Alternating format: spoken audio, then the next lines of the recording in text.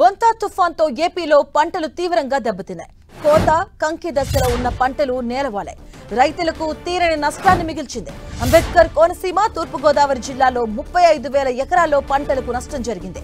శ్రీకాకుళం నుంచి తిరుపతి జిల్లా వరకు అన్ని చోట్ల వ్యవసాయ ఉద్యాన పంటలు దెబ్బతిన్నాయని కృష్ణా జిల్లాలో వరి, అరటి, బొప్పాయి తోటలు నేలవాలాయి. ప్రకాశం జిల్లాలో ఉద్యాన పంటల నష్టం అధికంగా ఉంది. శ్రీకాకుళం జిల్లాలో 350 హెక్టార్లలో పంట నష్టం జరిగిందని ప్రాథమికంగా అంచనా వేశారు. విజయనగరం జిల్లాలో 12 మండలాల్లో సుమారు 7,000 ఎకరాల వరి నేలవాలింది. గుంటూరు, బాపట్ల, పల్నాడు జిల్లాల్లో కోత దశలో ఉన్నటువంటి పత్తి వర్షాలకు తడిసిపోయింది. ఇక కంకి దశలో ఉన్న మొక్కజొన్న, పూత దశలో ఉన్న కంది, కోత దశలో ఉన్న వేరుశెనగ అపరాలు వర్షాలకు దెబ్బతిన్నాయి. అరటి, కంద, బొప్పాయి గాలుల తీవ్రతకు ధ్వంసమయ్యాయి. వాగుల వెంబడి ఉన్న మిరప పంట నీట మునిగింది. ఇటు కృష్ణా జిల్లాలో చల్లపల్లి, మోపిదేవి, తోట్లవల్లూరు తదితర మండలాల్లోని లంక గ్రామాల్లో బొప్పాయి, అరటి తదితర ఉద్యాన పంటలు దెబ్బతిన్నాయి. 875 హెక్టార్లలో వరి, 107 హెక్టార్లలో మినుము పంటలు దెబ్బతిన్నట్లు ప్రాథమికంగా అంచనా వేశారు. అత్యధికంగా మొవ్వ మండలం పెదముత్తేవిలో 23 హెక్టార్లు, కోసూరులో 21, మచిలీపట్నంలోని బుద్దాలపాలెంలో 17 హెక్టార్లలో వరి పంట దెబ్బతింది.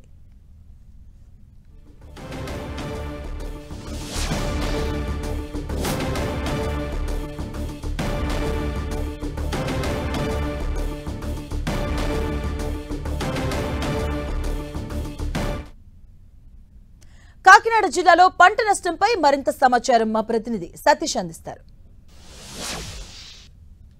మోంతా తుఫాన్ ప్రభావం రైతులపై తీవ్ర స్థాయిలో పడింది. గడిచిన 3 రోజుల నుంచి కూడా ఎడతెరపు లేకుండా కురిసిన వర్షాల కారణంగా చేతికి వస్తుందన్న పంట కాస్త కూడా నేల కొరిగిన పరిస్థితి. అయితే మనం విజువల్స్లో కనుక చూసుకుంటే కనుక ఈ చుట్టుపక్కల ఉన్నదంతా మన కను చూపు మేరలో ఉన్న పంట పొలం అంతా కూడా పూర్తిగా నేల కొరిగిన పరిస్థితి అయితే కనిపిస్తుందని కూడా మనం చెప్పుకోవచ్చు. అయితే దీనికి సంబంధించి పూర్తి స్థాయిలో అయితే పంట పొలం అంతా కూడా నేల కొరిగిన పరిస్థితి అయితే మాత్రం ఉంది. మనం ప్రస్తుతానికి రామచంద్రపురం నియోజకవర్గం కాజులూరు మండలం ఉప్పువిల్లి గ్రామంలో అయితే మాత్రం ఉన్నాం. మనతో పాటు కొంతమంది రైతులు ఉన్నారు. ఆ రైతులు అసలు పంట ఏ విధంగా వేశారు, ఏం జరిగిందనే అంశం తెలుసుకునే ప్రయత్నం చేద్దాం. ప్రస్తుతానికి మనం ఒక పొలంలో ఉన్నాము, వరి పొలంలో ఉన్నాం. ఇదంతా కూడా నేల కొరిగిపోయిన పరిస్థితి. అసలు ఎన్ని ఎకరాలు మీరు సాగు చేస్తున్నారు? ఇప్పుడు నేల కొరిగిన పొలం ఎటువంటి పరిస్థితులు ఉన్నాయి? 3 ఎకరాలు చేస్తున్నానండి. మొత్తం 125 రోజులు అవుతుందండి. ఇంకో 10 రోజులు అయితే మాకు పంట చేతికి వస్తుందండి. మొత్తం కింద కరిపోతే వల్ల మాకు ఏం పని చేయదండి. నేను కౌలు రైతునండి.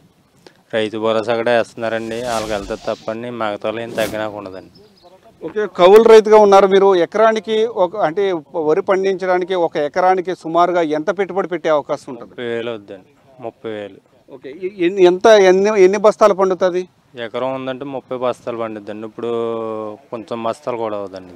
అంటే పూర్తిగా ఇది నేల కొరిగిపోయింది కదా, దీన్ని ఏమైనా చేయడానికి ఏమైనా అవకాశం ఉంటుందా అసలు? ఇప్పుడు మనిషిని రమ్మంటే 1,000 రూపాయలు 1,200 అడుగుతారండి. 1,200 ఎవరు చేస్తామండి పని? ఒకళ్ళు ఉందండి, ఇంకా అలా బతిమాలు చేయలేక పని చేసి కూడా ఎవరు లేడండి. మిషన్లతో చేయించుకోండి. ఈ నీటిలో మిషన్ కూడా దిగబడిపోయింది. గంట అట్టిది 2 గంటలు పడుతుందండి. ఇప్పుడు అసలు ఏ దశలో ఉంది? ఈయన దశ అంటారు కదా, ఏ దశలో ఉంది అసలు? ఈయనకి అయిపోయింది, 10 రోజులకు వచ్చేద్దండి. మొత్తం పెట్టుబడి అంతా అయిపోయిందండి. పెట్టుబడి అంతా అయిపోయింది. అదేవిధంగా మరికొంతమంది రైతులు ఉన్నారు. పెద్దయినా చెప్పు, అసలు ఇలాగా అంటే రైతులు ఇలా కనుక పంట పొలాలు కనుక మునిగిపోతే రైతుల పరిస్థితి ఎలాగ ఉంటుంది? అంటే వేలకు పెట్టుబడి పెట్టారు, ఏంటి పరిస్థితి? పరిస్థితి ఏమంటారు? ఇలాగ ఉంటే అండి కొంతమంది రైతులు ఇంకెంటుంది అవుతారండి. గట్టు మీద పడుకుంటారండి. ఇంకేం చేయలేక అప్పులు మీలెట్ల దగ్గర తెచ్చి అప్పులు తెచ్చి పెట్టేసి ఇంకేం పని. ప్రభుత్వం రైతులను ఆదుకుంటుంది కదా. అంటే ఇప్పుడు ఈ పొలానికి ఎంత ఒక ఎకరానికి పొలానికి రైతుకి ఎంత నష్టం వస్తుంది? నష్టం మించిలో అండి 60,000 70,000 నష్టం వస్తుందండి రైతుకి ఎకరానికి. అదండి ఇలాగుంటే దీన్ని తీయడానికి కూడా దారి దొరకదండి. మనిషి 1200 1300 అడుగుతున్నారండి కూలి. కేకెత్తే బాగుంటే వస్తున్నారు, లేదా వెళ్తుంటే వస్తున్నారు, లేదా రానంటున్నారు. అంతే అండి, ఏం చేయాలో కూడా అర్థం అవుతుంది రైతుకి. అదండి పరిస్థితి. అయితే రైతుల పరిస్థితి అగమ్య గోచరంగా మారింది. ఎందువల్లంటే ఇప్పుడు ప్రస్తుతం మనం విజువల్స్లో కనుక చూసుకుంటే కనుక ఇదంతా అంటే మనకు కనిపిస్తున్న వరి కంకులన్నీ కూడా పూర్తిగా నేల కొరిగినాయి. ఇవి బురదలో ఉండడం వల్ల అంటే ఈ కనుక చూసుకుంటే కనుక కరెక్ట్గా ఈయన దశకి మరొక 10 రోజుల్లో పంట చేతికి వస్తుంది. కోత కోసేసి పంటని ఇంటికి తీసుకెళ్లే రైతుకి ఈ తుఫాన్ కారణంగా పూర్తిగా వరి పంట అంతా కూడా నేల కొరిగిపోయిన పరిస్థితి అయితే ఉంది.